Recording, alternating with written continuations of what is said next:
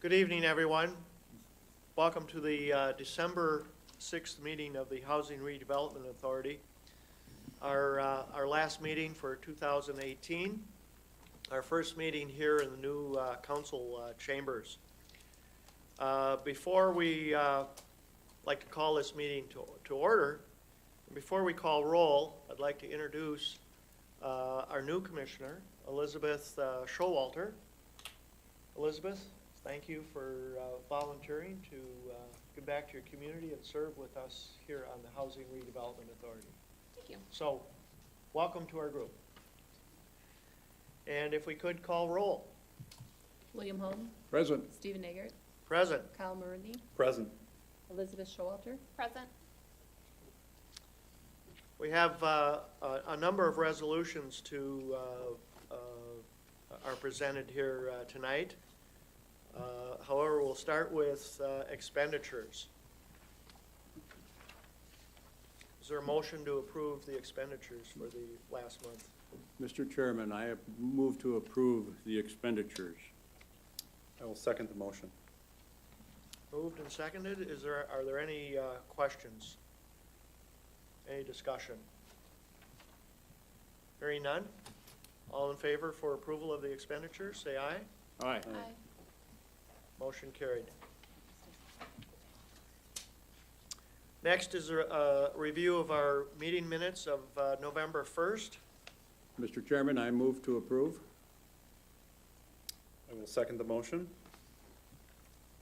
Moved and seconded to approve. Are there any questions or changes that need to be noted? I don't have any. No. None? I'll call the question then. All in favor of approving the meeting minutes of November 1st, say aye. Aye. Motion carried. Next is a resolution rescinding Resolution 2014-19 Columbia Arena / city loan. And Paul, could you introduce this resolution for us? Certainly.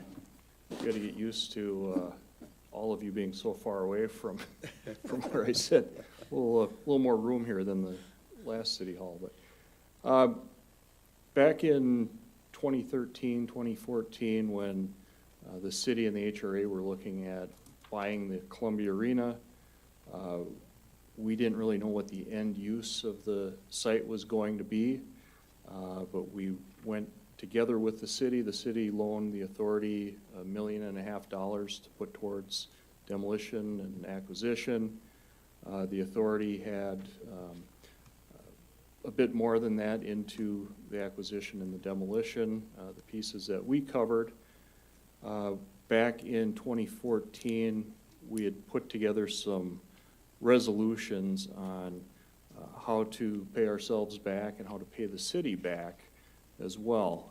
I think at the time that we were putting these resolutions into place, everybody assumed that the Columbia Arena property would likely be sold off to a developer or developed into housing or maybe some sort of industrial type use, and that we would use those land sales to reimburse ourselves and the city back along with tax increment.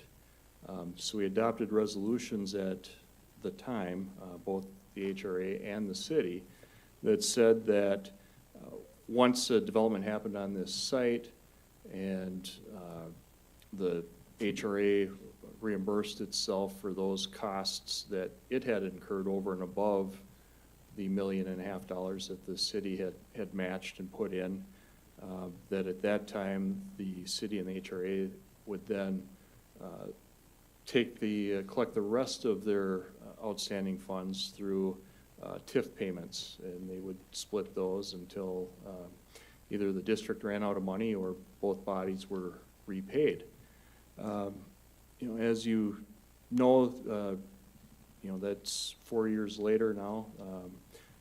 It's the whole thing has changed. We've built a public building now on the property, but as part of it, the overall project scope expanded, and we took over the former public works site and some other land that the city had available around this site. So that, and then with the housing development, the private development that's going to happen around here now, we've taken a look at things, and you'll recall back in October, we'd taken a look at some of your cash flow projections, and as part of that, we've really taken a look at the private development that's going to happen around this site now. And it's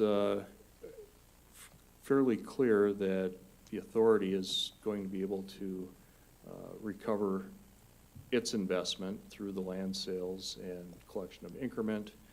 And we also have enough resources currently sitting in our available cash funds to pay the city $1 million right now before the end of the year, and then pay the remaining $500,000 over the next 25 years. We would pay them $30,000 a year, and that would come out of our general fund. So these resolutions we have, the resolution we have before you rescinds one of them that you had previously approved, and it amends another to allow for this transfer to happen. The city will be adopting similar resolutions on Monday night, kind of confirming this or reaffirming this. So with that, I guess I'd be happy to take any questions you might have about this. Attorney Casterly is here. He can answer any questions you might have as well. And Paul, we will see the impact of this on our budgets here, our final budget. Yes, that is a good point, Chair Eggert. We do have, and that's why we have this item right before we have you adopt the budget. It's because we did include these changes into the budget. The other thing I'll mention that is in your resolution is there is $200,000 that the city will pay back or reimburse the HRA for a water main that is being installed as part of the new parkway that is has been under construction this fall and will be finished up in the spring. So, And that was originally part of the site work that we've, the HRA did for the site. yes, and the water main, the city has funds in their additional funds in their water fund that can pay for things like a new water main. So that's where that money will be coming from and where it will be going to. Mr. Chairman? Questions? Bill?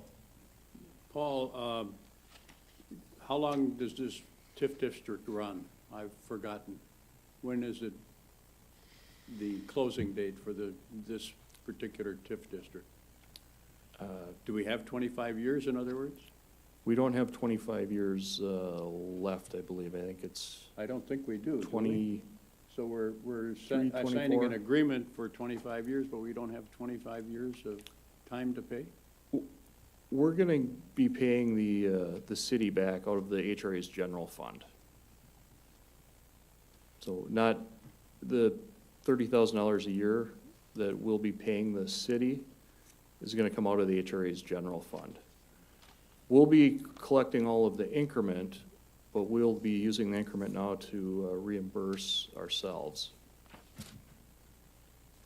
and not the city. If I read this agreement, though, doesn't it say that if we don't have funds in the TIF district, we don't have to pay? Isn't there some conflict of language here? Mr. Chairman and Member Commissioner, the effort behind these resolutions is to move this away from being a tax increment refund. The way it was set up originally, and there were two resolutions by both the HRA and the city to create what amounted to an interfund loan from each body to the project. And then it would be repaid from tax increment. Well, the more we got into this, it creates all kinds of reporting issues with the OSA, and there's a question, it started raising a number of questions. So what we did is we divorced the repayment to the city from the tax increment district. There is no relationship anymore.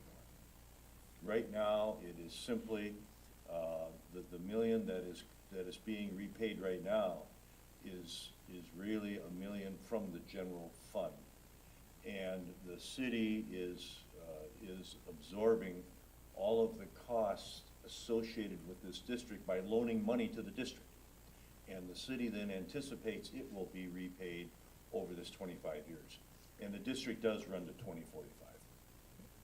We deferred the start of the district for a couple of years so that we have a little longer term in which to collect the increment. We knew this wasn't going to develop right away. And the Tax Increment Act allows you to defer the collection of the first increment for a couple of years, and we did that. So all of this is we've been through the financial aspects of it, and there should be sufficient tax increment being generated to repay the general fund, because the general fund has now loaned the money to the TIF district fund at 4%, and there should be enough to repay the general fund with interest. And the general fund is committed to repay the city a fixed amount for 25 years. But it's not from the tax increment. So that's, there's nothing unusual about this kind of transaction. Cities frequently loan their development authorities funds from excess water funds, from closed-end bond funds, from various other kinds of funds they have available. And then the authorities or the EDAs repay the city from revenues that are collected over a period of time. Oftentimes, those revenues are, in fact, tax increment revenues, but they come from the authority's general fund.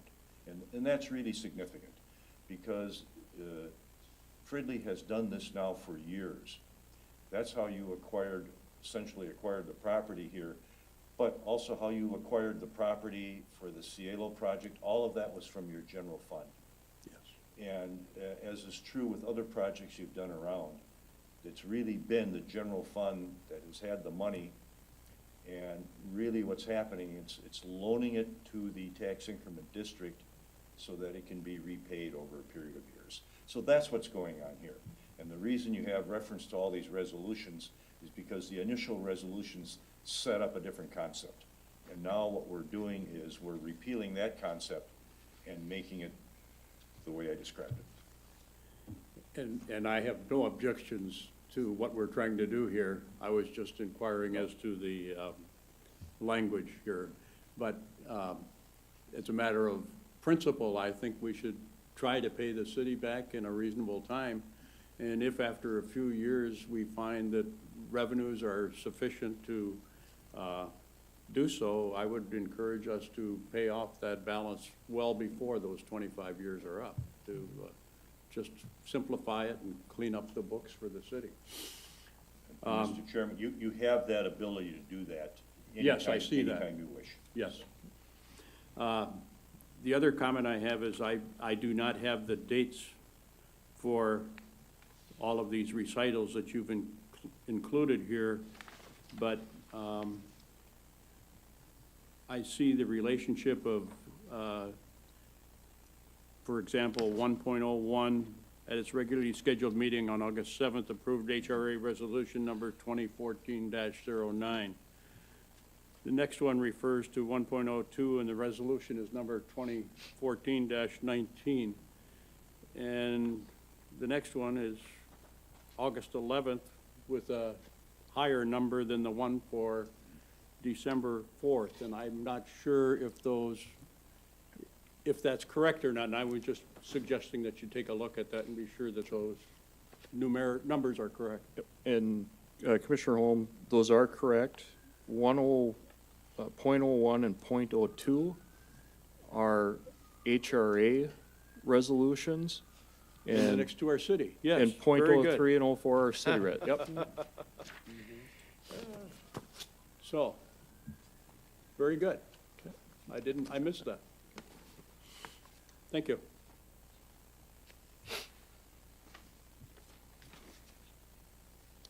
Anyone else have questions?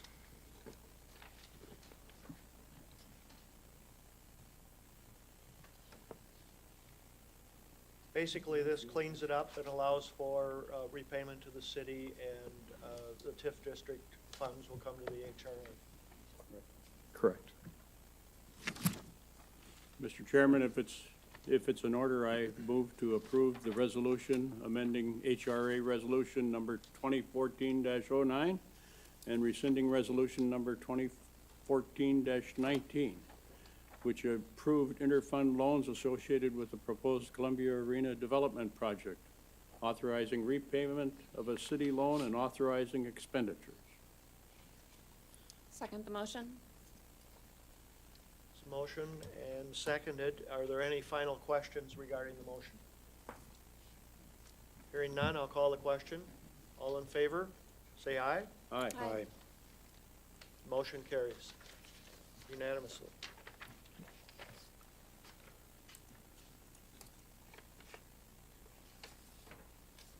And that leads us right into the 2019 HRA budget. And Paul, we've had a few changes since our preliminary. Can you walk that through with us?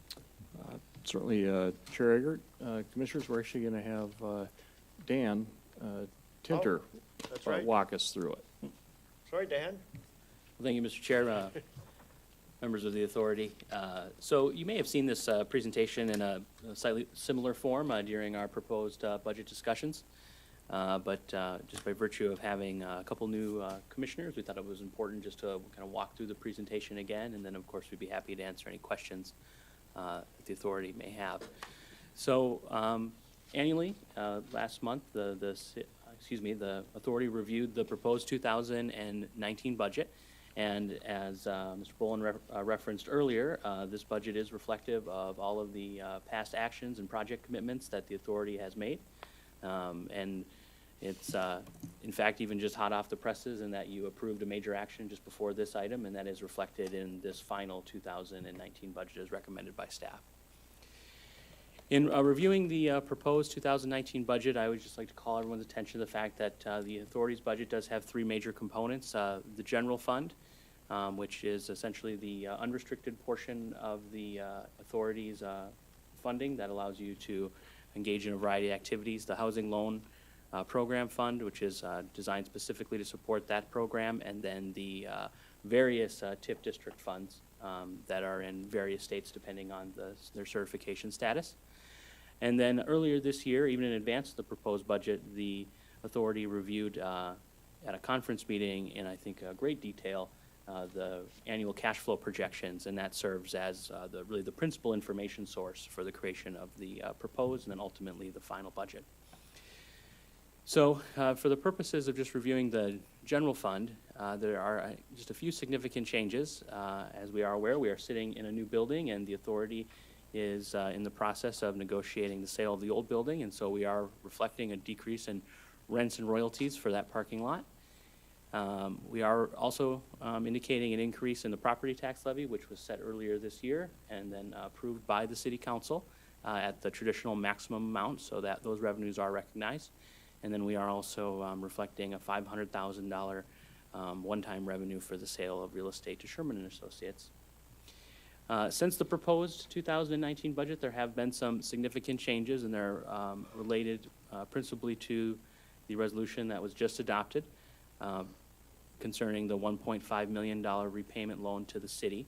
So you will see in the revised 2018 budget column the $1 million repayment that will occur at the end of this year, and then in that same debt service line item, there will be an additional $30,000 that will be paid over the 25 years as authorized by the authority.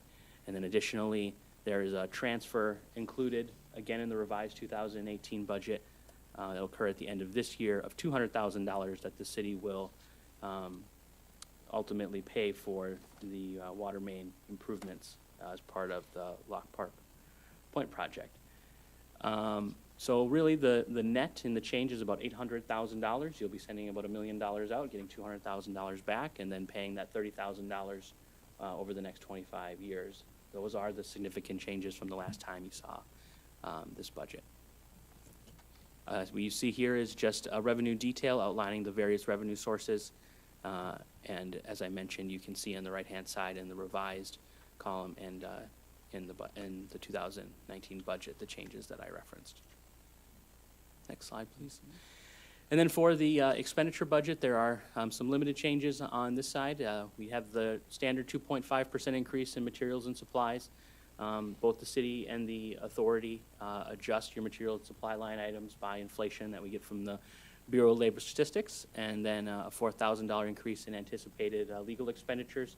As you're aware, the authority has many complex projects in the queue, and they will require additional legal services, so this budget reflects those activities. And then the city, as typical, has increased the administrative charges, which pays for the staff, administration, and overhead for the authority. And then this detail reflects those changes, and then that 2018 revised column, you can see under debt service that $1 million payment, and then in the 2019 budget column, that approximately $30,000 to reflect the ongoing payment that the authority will make to the city to repay that last $500,000 of the $1.5 million loan. And then just some other changes to reference in the other sections of the budget. First, there will be a $250,000 increase in the Housing Programs Fund, and that's to reflect the senior housing loan program that the authority has authorized. And then another $720,000 in revenue for the real estate in TIF 23 to Lennar. And then, as we kind of talked about earlier with the water main and the road, that TIF district show about another $1.4 million in expenses to support the portion of that project that is that will occur in fiscal year 2019. Okay. Next slide, please. Okay. So that Thank you. concludes the presentation. I'd be happy to answer any questions that the authority may have.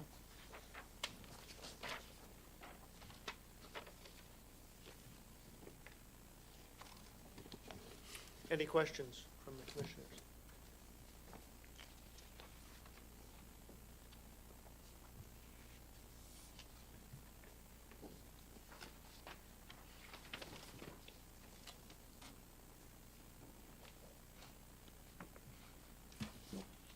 I think everything else remained the same.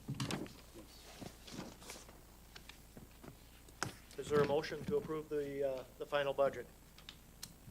I'll make a motion to approve the final budget for the Housing Redevelopment Authority for 2019. I'll second the motion. There's a motion and a second to approve the final budget. Any final questions? Hearing none, I'll call the question. All in favor of the final budget for 2019, say aye. Aye. Aye. And the motion carries unanimously.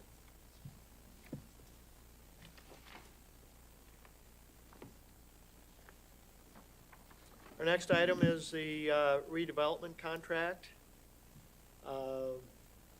for Lake Park Point, Phase 2 with Lennar. Paul? Certainly, Chair, Commissioners, over the past couple of years, HRA staff, city staff have met with more than a dozen builders and developers. We brought a number of those folks in to meet with you over the past couple of years. And in September, you chose Lennar to be your partner to work with on developing the remaining vacant land around this new campus. Lennar plans to build 72 townhome units across the two lots, the one that is just south of the pond, and then the lot where the former Public Works building stood. Lennar is planning to build a mix of two different products. They've got a 2.5-story, what they call their carriage urban row home, and then the remainder would be a 2-story that would have garages that would load from the front. Lennar does a nice job using different products, different materials, and architecture to provide some interest and variety to their designs. They do tend to use some very specific color patterns that really give a uniform appearance to the development, but are also kind of timeless. Their developments seem to be the ones you drive by and you can't quite tell exactly how old the development is. So they do a better job than most with that. And then, you don't see any vinyl siding on their products either. It's, a mix of masonry and the LP smart siding. So, over the past couple months, we worked, Vicki and Jim worked with Lennar and their legal team to put together the redevelopment contract that you have in front of you. It's very similar to other redevelopment contracts that you have reviewed in the past. It has, of course, mechanisms built in to protect the authority and also give us some guarantees that, utilities and the private roadways are installed. And, for some reason they're not, there's assurances and funds there to make sure that those things can go in. So with that, I'd be happy to take questions you have. We do have, Vicki did most of the work on this with Lennar. She's here to answer questions. And Steve Ock from Lennar was going to be here. I think we'll start questions, and maybe Steve will show up before we're done here. I'll start off, Paul, just to note that within the agreement, it notes that Lennar has the option of doing two phases.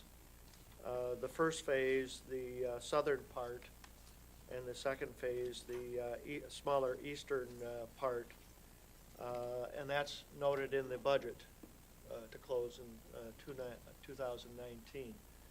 So there is, and that's an option to Lennar to break it up, I believe, as far as the second closing for phase two. But it's also possible that they could close it all at one time. Is that true, Vicki? That is true. If they find that sales are going well, they may choose to have both closings. They may choose to have both closings in 2019, or it could extend into, they could exercise the option to extend that depending on how sales are progressing with regard to the second phase. Sure. They could exercise the option to close sooner, as you've indicated, to have the second phase occur sooner rather than later. Assuming we approve this, Vicki, when would you anticipate closing on the document with Lennar?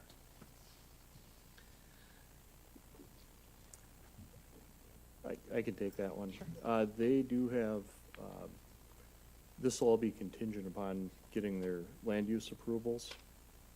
So Okay. they will, we won't close until they know that the council approves their master site Sure. plan and their plat. So, it would likely be, probably an early April closing. And a usual spring type start of construction. Correct. Yeah, I just wanted some framework for when's this going to happen.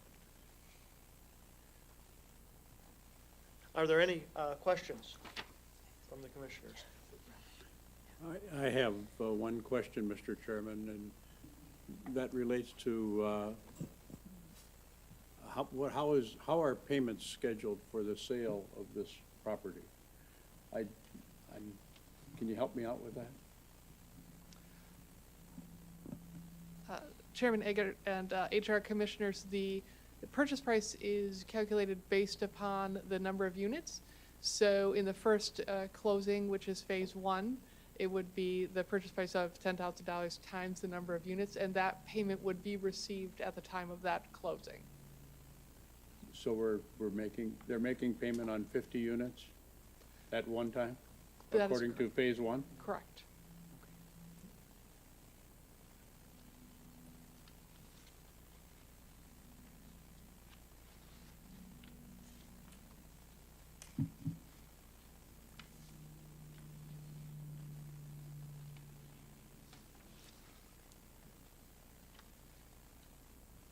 Any other questions? I know we've worked on this for some time, and it's finally coming to us. Yeah. I think everybody's ready for things to get kicked off and started. Let's get going. Yeah. Is there a motion? I move to approve the redevelopment agreement between the HRA and Lennar for LPP Phase 2. I'll second the motion. There's a motion and a second. Is there any further questions at this time? If not, I'll call the question. All in favor of approval of the redevelopment agreement, say aye. Aye. Aye. And the motion carries unanimously. Great work with a reputable, very good company here. Thank you. Thank you.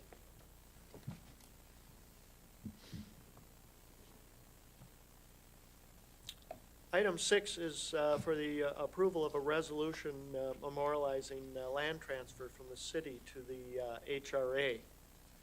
And I believe this is for the previous City Hall location.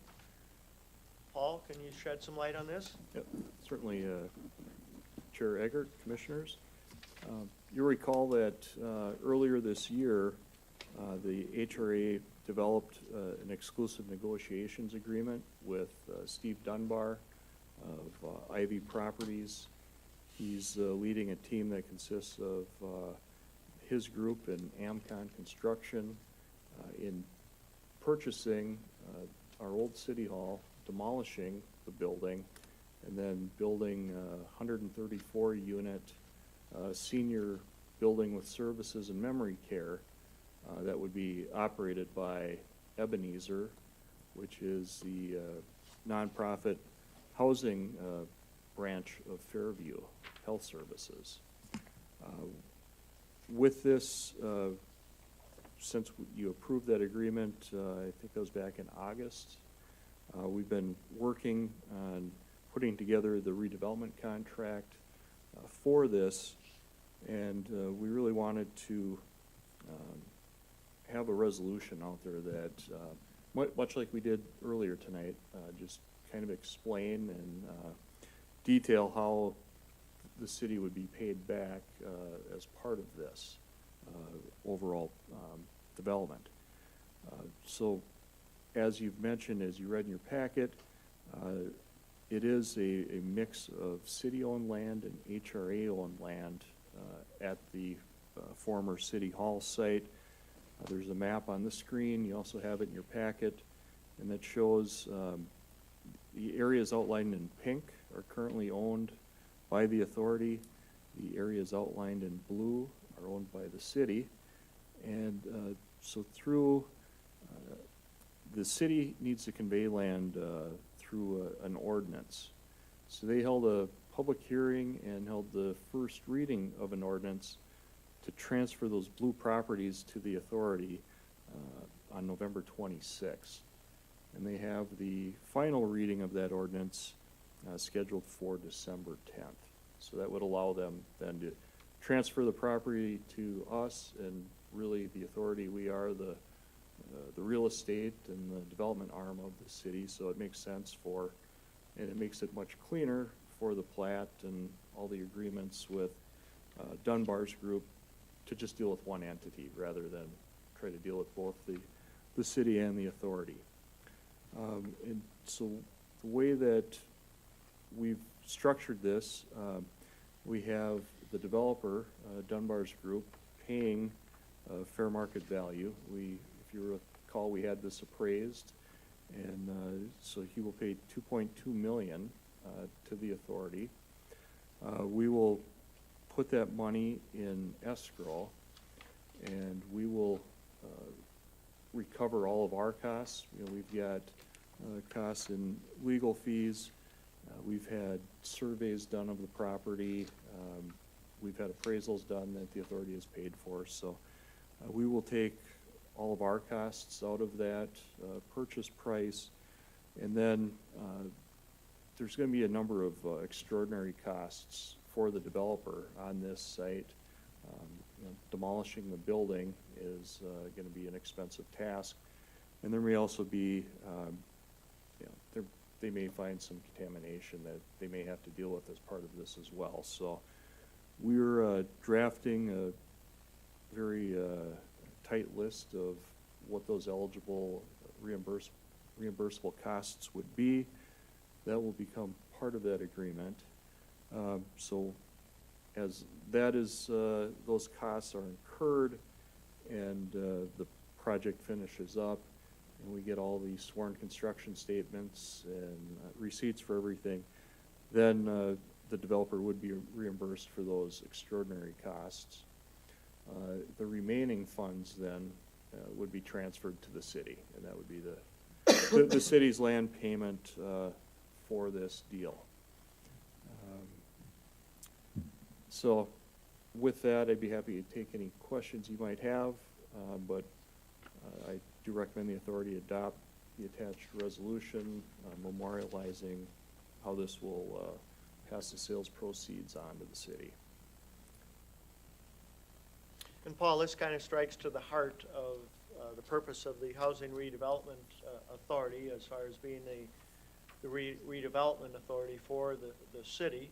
So this is all very natural, and as you said, simplifies the transaction to be between just the two entities. It does. So with that, are there any questions? Yeah.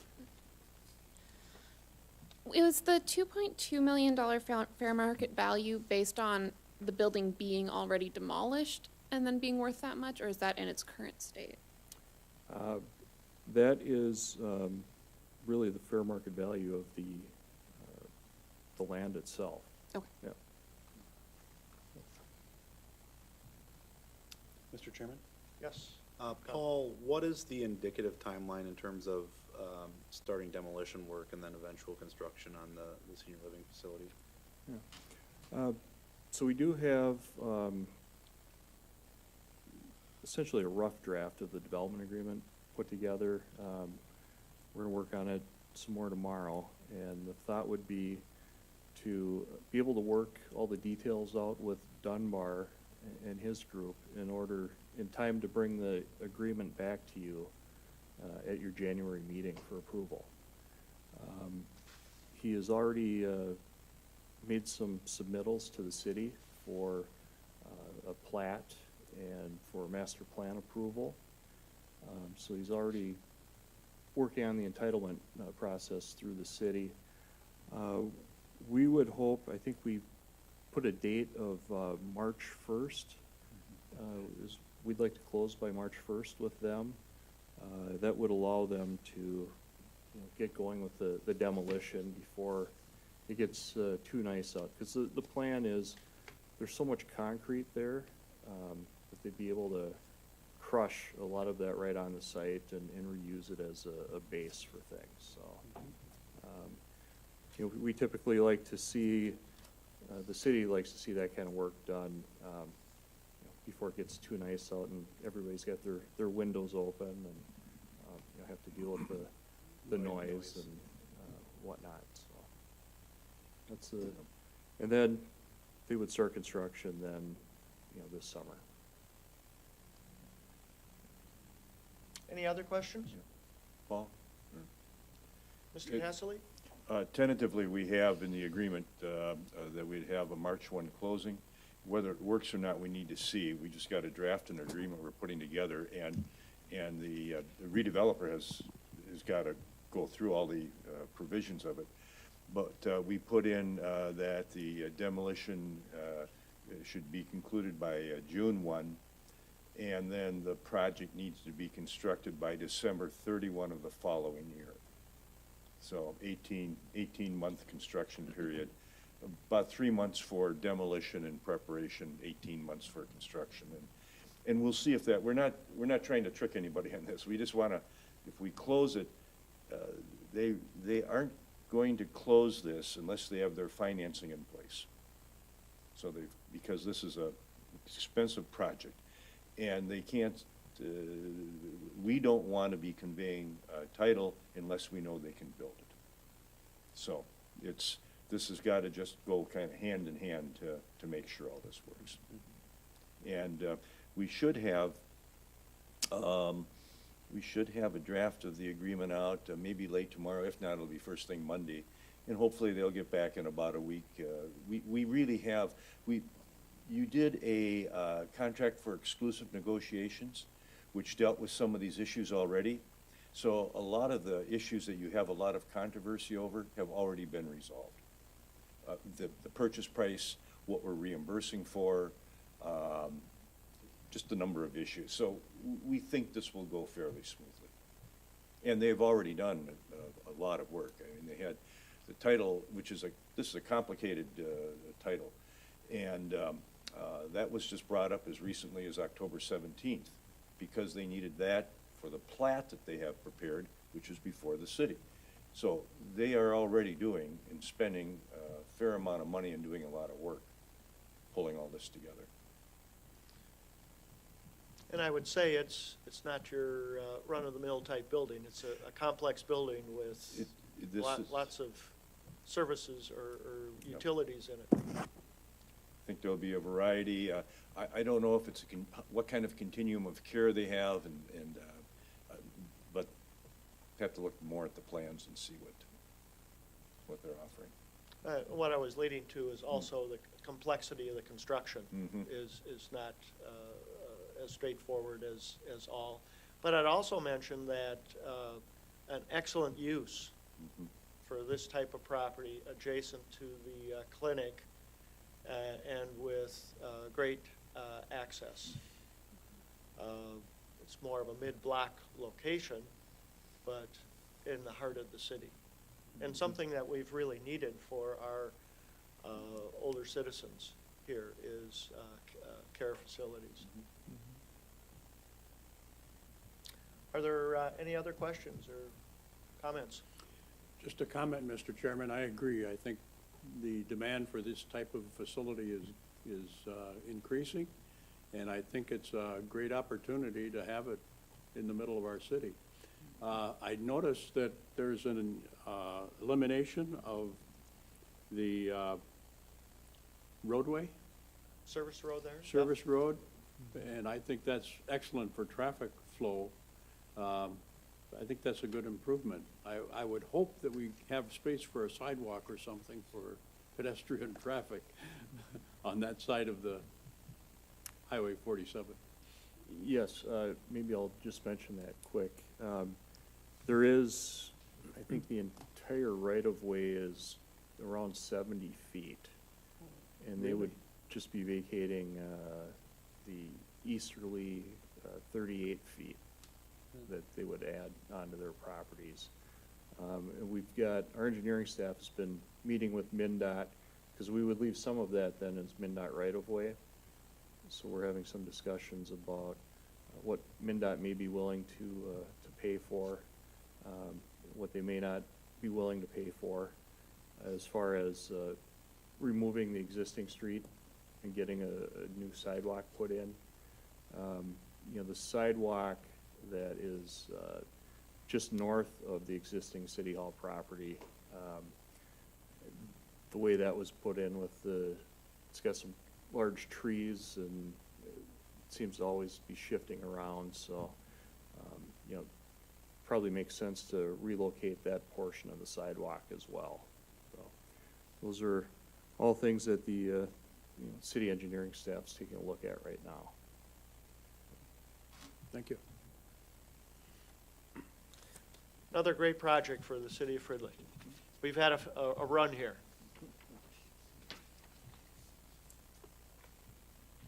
If there are no other questions or comments, is there a motion?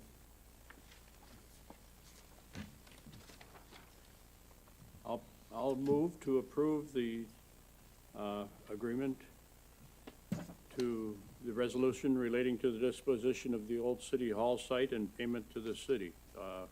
Resolution by the Housing and Redevelopment Authority. I'll second the motion. There's a motion and seconded. Are there any final questions? If none, all those in favor, say aye. Aye. Aye. Aye. Motion carries.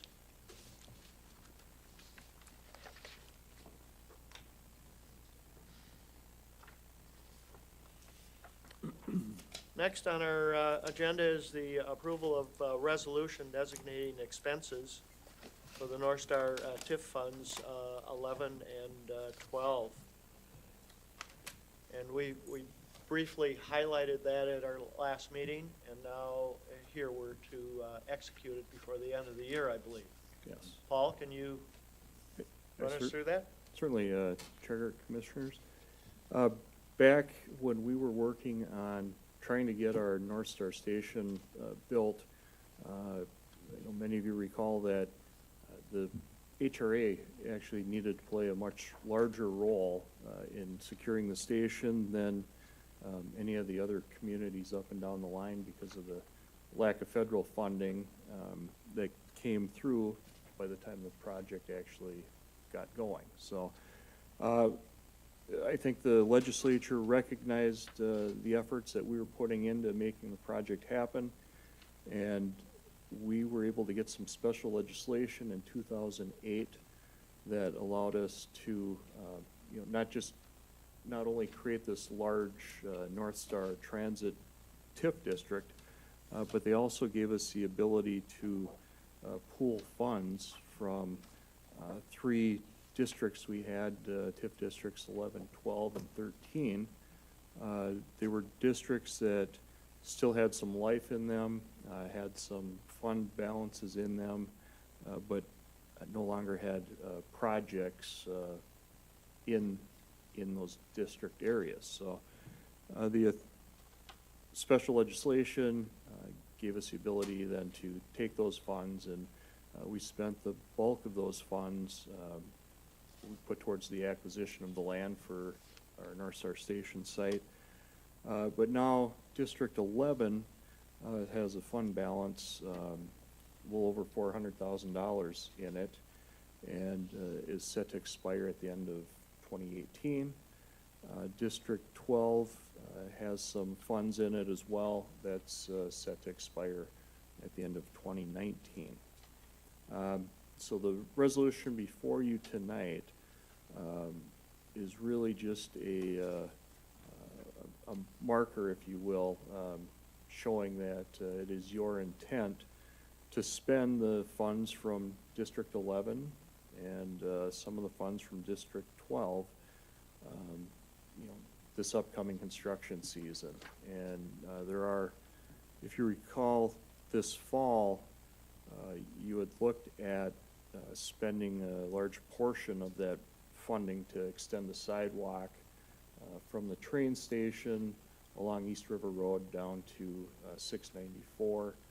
And quite simply, the engineering design folks just ran out of time to get that done. There was a gas line and a few other things that they need to find a better solution to get this installed. So they needed more time, so that's why that didn't happen this fall. But now they are planning to work on that and get that project finished up here late spring, early summer, and that would be a joint project with Anoka County. And then there's also a need for a new stoplight down on East River Road where the new John Allen project and Georgetown Apartments, where their entrances are and meet up. The light that is down there now is about 40 years old. So there is a need for a new light, And again, that'll be a joint project with the county, and they're gonna design it so that it's constructed correctly, and it's got the turn lane space to accommodate 57th Avenue extension, if and when that ever happens. So if we're ever able to connect 57th Avenue from Main Street across East River Road, this intersection would be able to handle that traffic. So between the two of those projects, it's approximately $500,000. So it would eat up all of the remaining funds from District 11, and it would take some of those from District 12. And I'm sure the next few months, we will find a number of other uses for the remaining funds that are in 12, as well as 13 still has a couple of years left on that, so there's not a real time crunch on that one yet. But with that, we would recommend approval of the resolution authorizing those expenditures from TIF 11 and TIF 12 to provide these utility type improvements to that North Star Transit TIF area. As some of these TIF districts wind up, we've done this in the past of cleaning them up and putting those funds to good use here in the city, Yes. as opposed to allowing that money to be moved out. Correct. Are there any questions of the commissioners? Done this a number of times. Is there a motion? I'll make a motion to approve a resolution authorizing the expenditures from TIF districts 11, 12, and 13, actually 11 and 12, to be used for utility improvements as proposed. I second. Any final questions? I'll call the question. All those in favor, say aye. Aye. Aye. Motion carries. Informational items. Paul, can you tell us about the CE housing programs? Certainly, Chair, Commissioners. In November, they closed one of our regular revolving loans, and they closed 4 more of the senior loans, the senior deferred loan. So you've now done 5 of those loans in the short time that it's been offered. Those 5 loans total just under $90,000. So the average has been about $18,000 per senior deferred loan. So you're getting some money back out into the community and into these homes. I just took a quick look at the total loan amount for the year to date. So the 20 total loans you've done, you've put back almost $500,000 into the community this year through those programs. So In the residential area? yes, yep, those are all residential. And I did get an update on their home energy squad visits. They did 5 more in the last month, giving them 47 for the year to date. And there were not any new remodeling advisor visits this past month. So get 18 for the year to date. I think last year at this time, it's 7 or 8 remodeling advisor visits. So all the numbers are up over last year. Fantastic. Yeah. And that's all I had for you tonight. Okay. The authority may recall that we budgeted, was it $200,000 for the special new loan program? Correct, $250,000 per year. So we've gotten, and Paul, do you have a number of more applicants? Yeah, It seemed like you had quite a demand going there, that you were processing them, and now that, it seems like they're closing fairly quick, too. Yeah, yep, I think they've got 4 that they're reviewing right now. Fantastic. Well, it's great to be here tonight in this new facility. This is very nice. Any parting comments for the authority today? Hearing none, shall we call it a night? I move to adjourn. Seconded. Moved and seconded to adjourn. All in favor, say aye. Aye. We're adjourned. But there's no clock to look at. It's 8 o'clock.